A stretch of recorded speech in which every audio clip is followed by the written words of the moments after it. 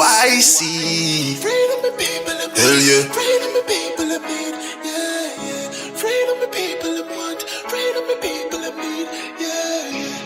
Freedom the people of want. Freedom the people of need. Yeah, yeah. Freedom the people of want. Freedom the people of need. Yeah, Yeah. Real man on road. Now bow wolf in a tree grand on road. Now bow down to no demon on road.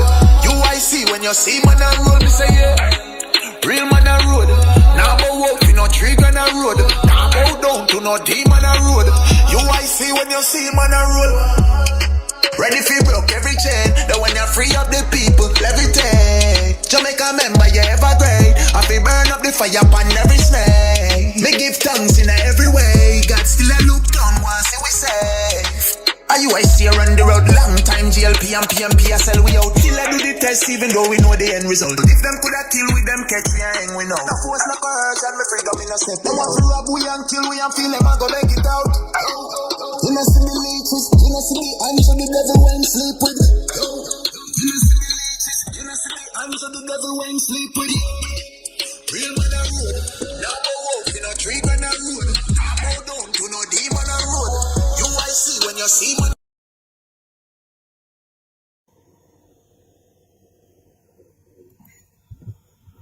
Hi, good evening, and welcome to another edition of UIC Liberty TV. This is Joseph Patterson, President. Happy to be here with you this evening to talk about another very interesting topic. Tonight we're going to be talking about the CBDC. Yes, we're going to be talking about the CBDC. In fact, we're going to be talking about what I like to call the age of digital slavery. And I want to point out to you what the trick is in the current narrative that they're, putting out there about the CBDC, which is the central bank digital currency.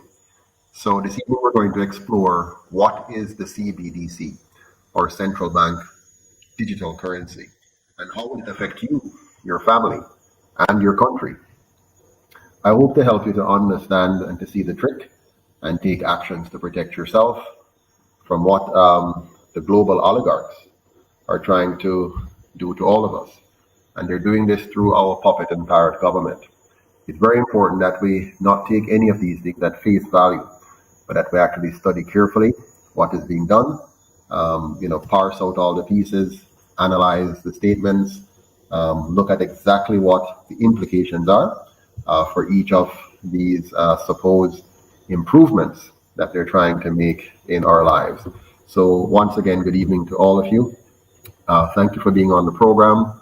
I see quite a few persons here already, so I'm just going to dive into the topic.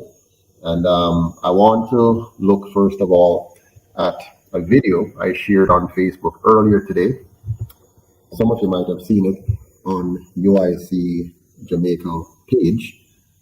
And also on UIC Jamaica group. These are both on Facebook, where I titled it, Don't Say You Were Not Warned. You might have recalled seeing the current finance minister kind of playing with the song, Don't Say Me Never Did I Warn You.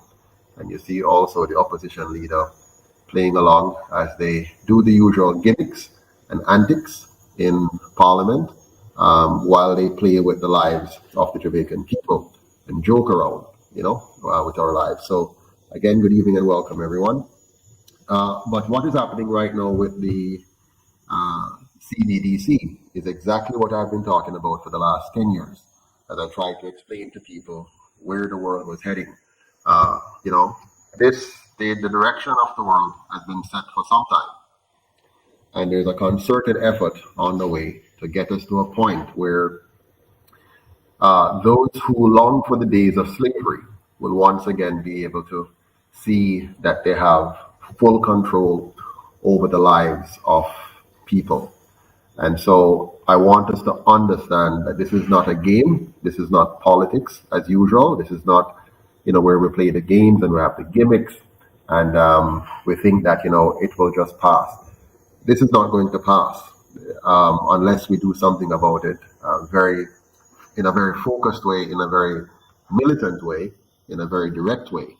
because those who are intending on taking away our rights and freedoms, they're very serious about it, and they have the means to do it. They have the access to money, they have the control of our government, and we, the people, are going to have to be the ones who step up and stop them.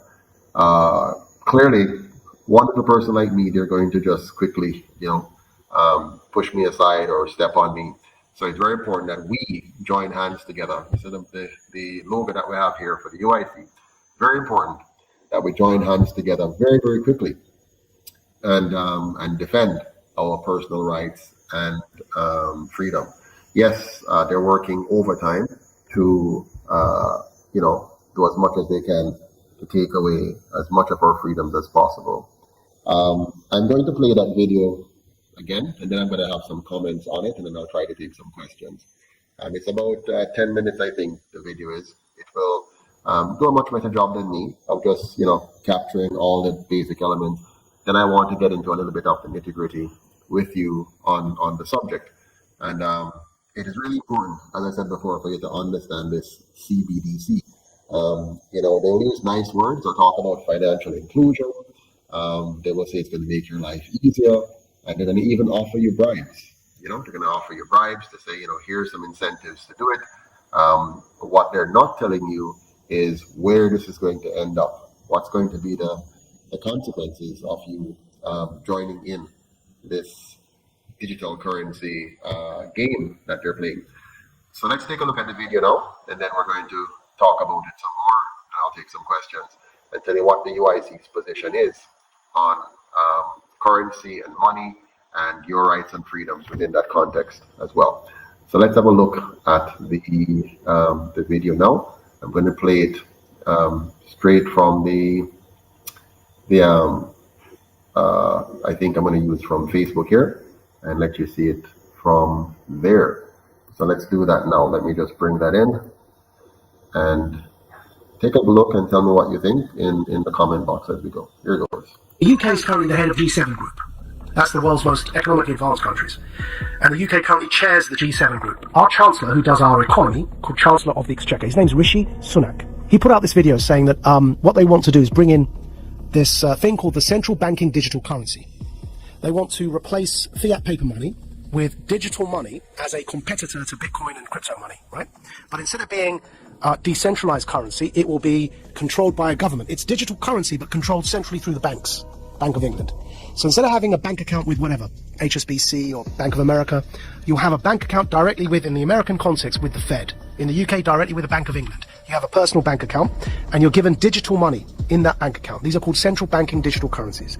The Chancellor of the Exchequer in the UK has already announced their intention to do this as the G7 group. And these, if you look up... this sounds terrifying. If you look up the Telegraph newspaper... Central bank digital currency, is that the one down below? Digital currency should be programmable. See that one there? Yeah? Now, what they're doing is they're saying, everyone knows that with inflation at over 5%, it's now 5.4%, right? Our fiat money, the paper money, is increasingly becoming worthless, and we're headed towards a big disaster. The Fed wants to raise interest rates. We're in so much debt that if you raise interest rates, people are going to suffer because we're living on debt as Western economies. So they realize that this kind of the lifespan of paper money is fast coming to an end because of the 2008 economic crash in particular. So they're bringing in these central banking digital currencies. Why is that word programmable in there? So what they said in that article, and the Chancellor put a video out saying this as well, they've said that this money that you will earn from work, instead of having paper money, you have this digital money. It's programmable so that you can't buy certain foods, or if you do something that your employer doesn't like, it's all in that article. You won't be able to spend your money. In other words, it's not money. They're vouchers. They're like food vouchers. And they can be programmed so that, like the Chinese social credit system, that if you try and use them on a certain thing, it won't work. You say you want to buy a burger and they want you to buy bugs, which is one of the examples used. If you start to try and buy unhealthy meat, it just won't work. You tap your card, you can't buy the thing because you've met your quota that month of burgers. You have to buy something like a vegan meal. So it won't just be money in the sense of the way we have dollars or pounds today. Yeah. It'll be something that's controlled in terms of your ability to distribute it. Which is why I'm calling it a voucher. It's a coupon.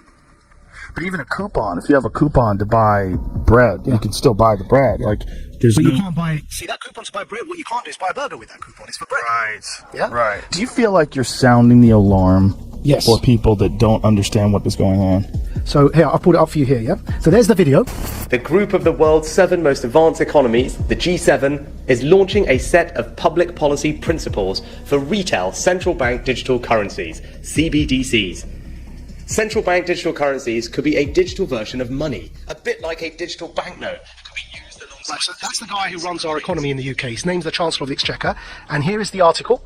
Bank of England tells ministers to intervene on digital currency programming, yeah? And here's a quote from the article. Digital cash could be programmed to ensure it is only spent on essentials or goods which an employer or government deems to be sensible.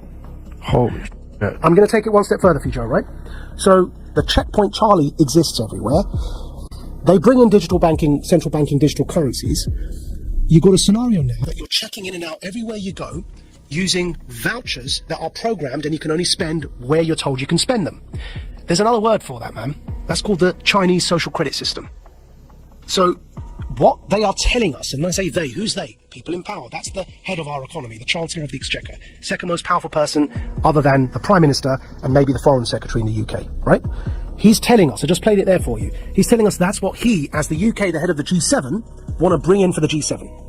And if I'm speaking to you the way I'm speaking now, and my employer or government, you heard that in the quote directly, yeah, deems me as saying or doing something inappropriate, suddenly I can't actually pay to come here and speak to you anymore. My digital currency won't even pay for the ticket, because it will be known that I'm coming to speak to you. Sorry, your vouchers don't allow you to purchase that ticket to go and speak to Joe. And this is where we get into the kind of censorship that we see in social media that is not... You can't have that kind of censorship with the First Amendment in normal discourse. But you can have that kind of censorship if you've developed a digital platform that distributes information, but it's a private company. Yeah. So think about what money is, where you can spend it on whatever you want, versus this digital currency, which is essentially controlled in a sense, like you have free speech on Twitter, but you really don't. Because if you go too far or you talk about something that they don't find appropriate, they'll just ban your account. That could be what we're looking at in terms of what we think of as free speech being social media platforms, could be what we think of as your free range ability to buy whatever you want with whatever money that you've earned. So what's going on here, right? What's going on here is, with this central banking digital currency, if you get to that situation where you end up with the Chinese social credit system in the West, why would anyone want to do that, right? I believe we're in a moment of the Gutenberg press. Go back to when the printing press was invented. Technology disrupts power structures. It always has. Printing and its invention was a new technology. What happened when they invented the printing press? The power structures who up until that point were reading the Bible for you and were telling you that you got to pay this priest X amount of favors and he'll forgive you your sins. And that became the bribery system, right? Which is what Martin Luther was so upset about when he pinned his thesis to the wall. The printing press disrupted that power dynamic because people could read the Bible for themselves. And they began realizing that the power structures were manipulating what was written to control people.